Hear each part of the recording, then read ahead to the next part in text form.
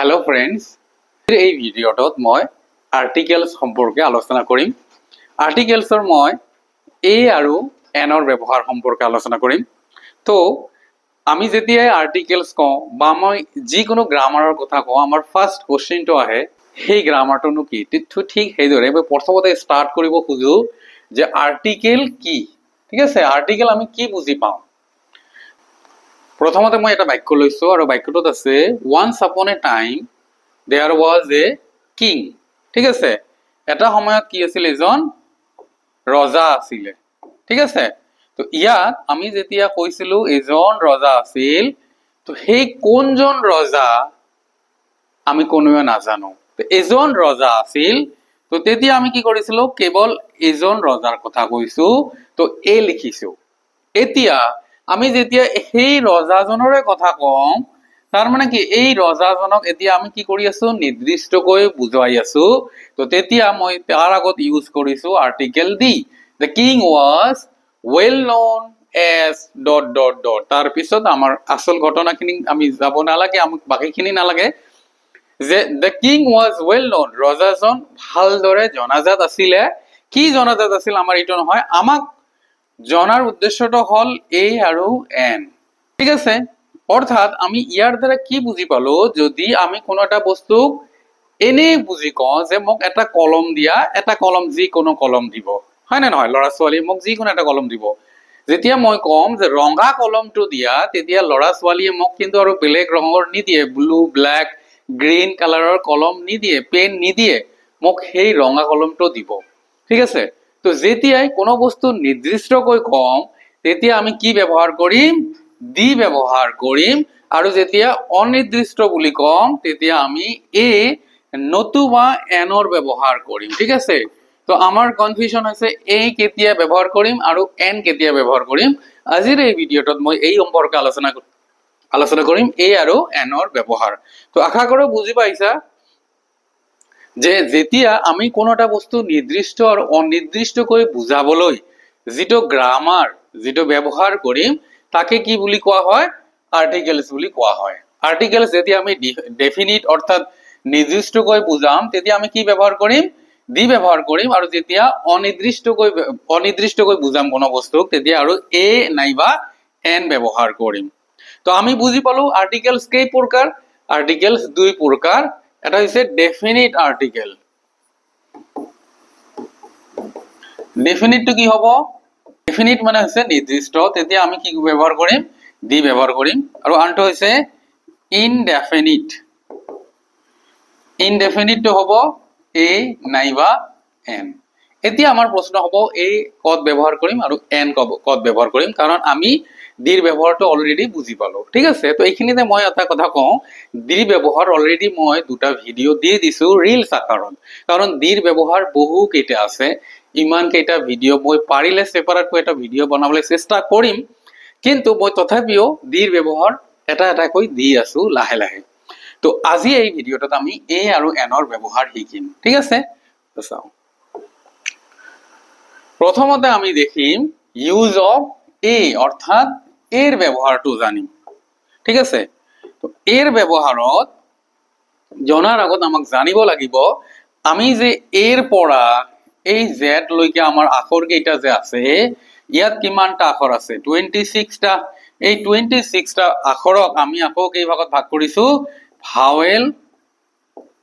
আৰু কনসনেন্টৰ দুটা ভাগত ভাগ কৰিছো। ভাৱেল হৈছে 5টা, এ, ই, আই, ও, ইউ। ঠিক আছে, আৰু বাকি কেইটা কি হয়, কনসনেন্ট হয়। তো এই যে আমি যেতিয়া এৰ ব্যৱহাৰ কৰিম, এৰ ব্যৱহাৰৰ ফাৰ্স্ট যেটো ব্যৱহাৰ সেইটো হৈছে কনসনেন্ট। অৰ্থাৎ মই লিখিলো এ বল। এই যে বল শব্দটো আছে নহয়, কিমানটা বল, এটা বল। তো মই ইয়াত এ ব্যৱহাৰ কৰিম, কিয় ব্যৱহাৰ কৰিম, কাৰণ এই বল শব্দটোৰ প্ৰথম আখৰটো মই চাম। প্ৰথম আখৰটো কি আছে, প্ৰথম আখৰটো বি হয়। বিটো কি হয়, কনসনেন্ট হয়। কনসনেন্ট যদি হয়, তেনেহলে তাৰ আগত আমি কি ব্যৱহাৰ কৰিম, এ ব্যৱহাৰ কৰিম। আৰু তেনেহলে আমি ইয়াৰ অপোজিট কি ক'ব পাৰো, যদি ভাৱেল হয়, ইউজ অফ এন। যদি ভাৱেল হয় প্ৰথম আখৰটো কি হয় যদি ভাৱেল হয় তেনেহলে আমি কি ব্যৱহাৰ কৰিম এন ব্যৱহাৰ কৰিম যেনেকুৱা আমি সকলোৱে জানো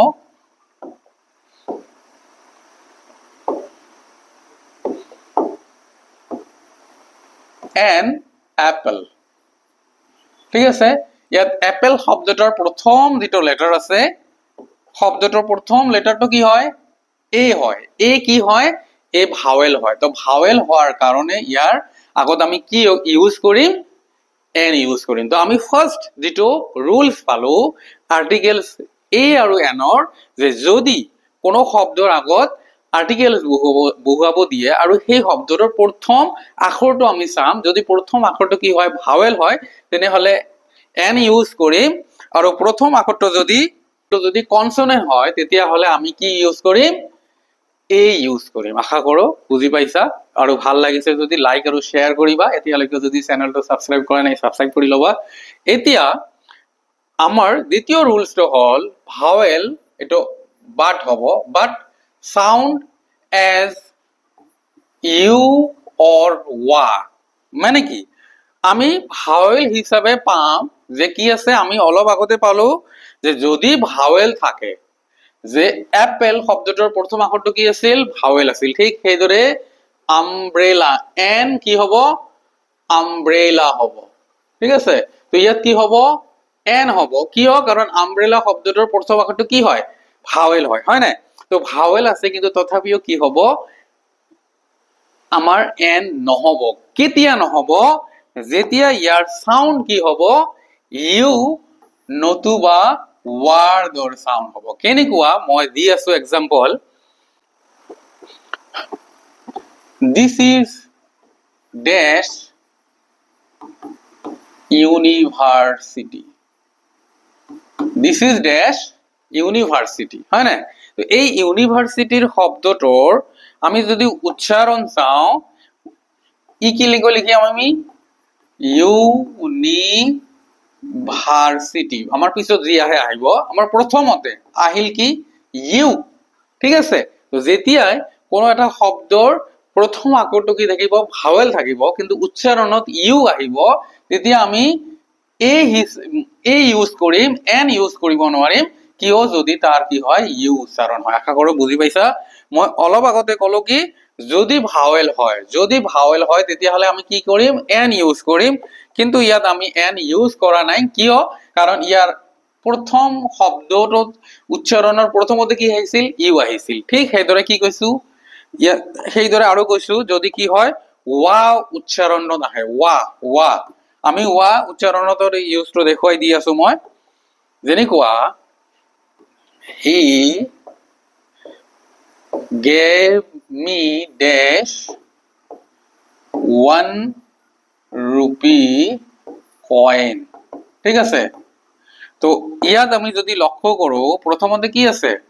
ওয়ান শব্দটোৰ প্ৰথম আখৰটো আছে ভাৱেল তো ভাৱেল হলে আমাৰ কি হয় ভাৱেল হলে আমাৰ এন ইউজ কৰিব লাগে কিন্তু আমি ইয়াত এন ইউজ কৰিব নোৱাৰিম যেহেতু ওয়ান বুলি কওঁতে প্ৰথমতে কি আহি যায় ওয়া আহি যায় ঠিক আছে তেনেহলে আমি ইয়াত কি ইউজ কৰিম এ ইউজ কৰিম আশা কৰো তোমালোকে বুজি পাইছা যে আমি কি কৰিম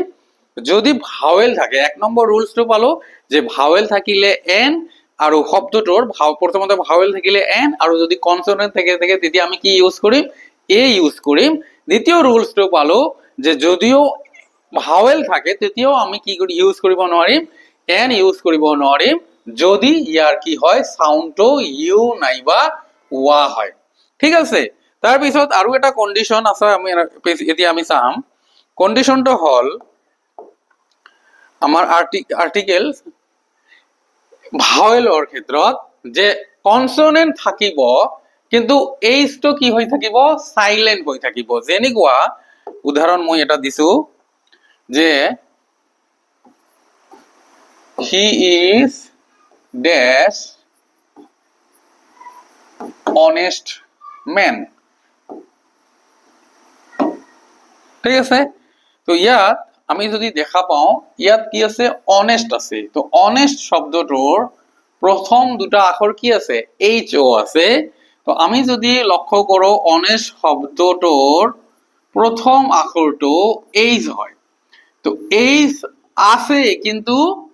আমি ইয়াৰ আগত এইচ থকাৰ সত্ত্বেও কনসোনেন্ট থকাৰ সত্ত্বেও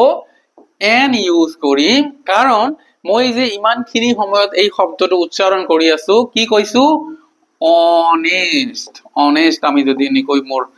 যদি কি নহয় স্পেলিংটো ভুল নহয় আমি কি ইউজ লিখিছো অনেষ্ট অর্থাৎ মই এইচ টোৰ উচ্চাৰণ কৰা নাই এইচ টোৰ উচ্চাৰণ হলে হ'ব হনেষ্ট হনেষ্ট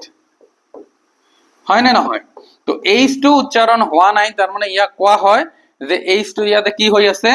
সাইলেন্ট হৈ আছে এইচ টোৰ উচ্চাৰণ হোৱা নাই ডাইৰেক্ট কাৰ উচ্চাৰণ হৈছে ওৰ উচ্চাৰণ হৈছে ভাৱেলৰ উচ্চাৰণ হৈছে তো তেন্তে ইয়াত আমি কি ইউজ কৰিম এন ইউজ কৰিম তো আশা কৰো এই কি ৰুলসটো বুঝি পাইছা তোমালোকে যে যদি কনসোনেন্ট থাকে আমি সাধাৰণতে কি ইউজ কৰো এ ইউজ কৰো কিন্তু যদি এইচ ও থাকে এইচ ওৰ উচ্চাৰণটো সাইলেন্ট থেকে ডাইৰেক্ট ওৰ উচ্চাৰণ হয় তেতিয়া আমি কি ইউজ কৰিম তেতিয়া আমি এন ইউজ কৰিম ঠিক আছে নেক্সট এতিয়া আমি চাও এর উচ্চারণ কি আছে এর রুলসটো কি আছে এর রুলস লাস্টত যেটো আছে এটো কৈছে কি এব্রিভিয়েশন এতি এব্রিভিয়েশনত আমি চাম এব্রিভিয়েশন আমি জানো বহু কেইটা আছে কি আছে যেনেকুৱা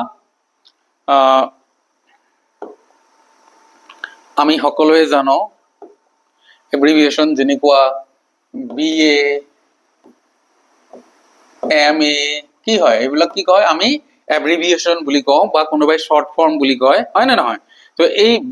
বিএ এটোৰ ফুল ফৰ্মটো কি ব্যাচেলৰ অফ আৰ্টস এমএ ইয়াৰ ফুল ফর্মটো কি মাস্টার অফ আর্টস ঠিক হেনেকৈ বিবিএ হয় না নহয় ডিসি ডিসি এনসিসি ঠিক আছে এইবোৰ সকলোবোৰ কি হয় এইবোৰ হৈছে শৰ্ট ফৰ্ম বা এব্ৰিভিয়েশন এই এব্ৰিভিয়েশনৰ উচ্চাৰণৰ আমি এব্ৰিভিয়েশনৰ প্ৰথম আখৰটো লক্ষ্য কৰিম যেনেকুৱা বিবিএ বা বিএ এই এব্ৰিভিয়েশনৰ প্ৰথম আখৰটো কি আছে বি আছে তো এই বি আখৰটোৰ উচ্চাৰণ আমি কি কৰিম এখন বেলেগ ঠাইত লিখিম বি উচ্চাৰণ লিখিলে কি হ'ব বি আই আহিব অৰ্থাৎ প্ৰথম আখৰটো কি হয় কনসোনেন্ট হয় মনত ৰাখিব লাগিব কথাটো প্ৰথম আখৰটোৰ উচ্চাৰণটো আমি লিখিম সাউন্ডটো লিখিম বি তো কি আহি গল আমাৰ কনসোনেন্ট আহি গল প্ৰথমতে ঠিক হেদৰে এনসিসি বা এমএ এনসিসি যদি আমি লেখো প্ৰথম আখৰটো কি আছে এন আছে এনৰ উচ্চাৰণ আমি কি লিখিম এ এন বা এম উচ্চাৰণ কি লিখিম এ এম হয় না নহয় বা আৰসিসি প্ৰথম আখৰটো কি লিখিম আমি এ আৰ হয় না নহয় তো এই যে এনেকৈ প্ৰথম আখৰটো লিখাৰ পিছত আমি ইয়াত দেখো কি আছে ইয়াত ভাৱেল আহিছে প্ৰথম আখৰটো এ আহিছে ইয়াতো প্ৰথম আখৰটো কি আহিছে ভাৱেল আহিছে ইয়াত প্ৰথম আখৰটো কি আহিছে ভাৱেল আহিছে আৰু বিৰ ক্ষেত্ৰত প্ৰথম আখৰটো কি আছে কনসোনেন্ট আহিছে ডিসিৰ ক্ষেত্ৰত ডি ডি আই নিশ্চয় এনেকৈ আমি লিখিম হয় না নহয় তো প্ৰথম আখৰটো কি হ'ব কনসোনেন্ট হ'ব তো এই দৰে আমি কি কৰিম যেতিয়া দেখিম যে কোনো এব্ৰিভিয়েশনৰ প্ৰথম আখৰটো লিখাৰ পিছত যদি কনসোনেন্ট আহে তেনে হলে তাৰ আগত আমি কি বহুৱাম এ বহুৱাম আৰু ভাৱেল আহিলে তাৰ আগত আমি এন বহুৱাম তো এই এ আৰু এন দুটা ৰুলস মই একেলগে একেটা পেজতে ইউজ কৰিলো আশা কৰো তোমালোকে বুজি পাইছা